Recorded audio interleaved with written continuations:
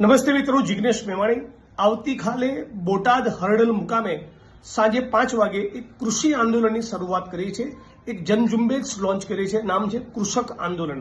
મૂળ વાત એવી છે કે આપ સૌ જાણો છો, ગુજરાતમાં છેલ્લા 25-30 વર્ષમાં ખેડૂત ખેતી અને ગામડાઓને કચ્ચર ઘાણ કાઢી નાખવામાં આવ્યું છે। ઔદ્યોગિક વિકાસ થવો જ જોઈએ। કોંગ્રેસની સરકારમાં એક જબરદસ્ત ઇન્ડસ્ટ્રીયલ ડેવલપમેન્ટ થયું, પણ ઔદ્યોગિક વિકાસ એ ખેતી ખેડૂત અને ગામડાના ભોગે ન હોઈ શકે। એટલે ગુજરાતમાં નવી એક વિકાસની તરાહ ઊભી થાય, નવી એક વિકાસની પદ્ધતિ ઊભી થાય અને એના માટે સમગ્ર ગુજરાતના ખેડૂતોને ગામડાઓને જગાડવાના આશયથી અમે લોકો આ કેમ્પેન લોન્ચ કરી છે। તો આવતીકાલે સાંજે 5 વાગે બોટાદ મળીએ છીએ।